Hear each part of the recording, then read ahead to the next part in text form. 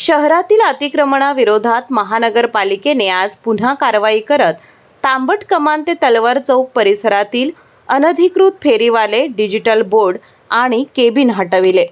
विभागीय कार्यालय क्रमांक 1 गांधी मैदान आणि अतिक्रमण निर्मूलन पथकाने या मोहिमेत 6 अनधिकृत डिजिटल बोर्ड, 9 हातगाड्या आणि 3 केबिन जप्त करण्यात आल्या, तर 24 हातगाडी धारकांनी स्वतःहून आपले अतिक्रमण काढून घेतले।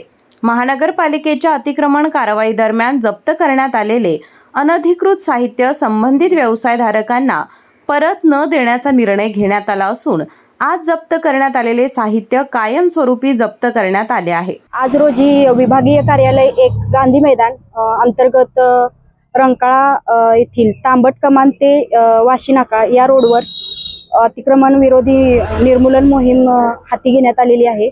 या अंतर्गत ज्यांच्याकडं हॉकर्सचा परवाना नाहीये असे 8 फेरीवाल्यांची गाडी आपण उचलून जप्त केलेले आहेत आणि काल याबाबत अतिक्रमण विभागामार्फत जाहीर सूचनाही दिल्या होत्या की ज्यांचे परवाने नाहीत त्यांनी काढून घ्या म्हणून। त्याप्रमाणे काही लोकांनी काढून घेतलेले आहेत। ही मोहीम अशीच पुढे चालू राहणार आहे।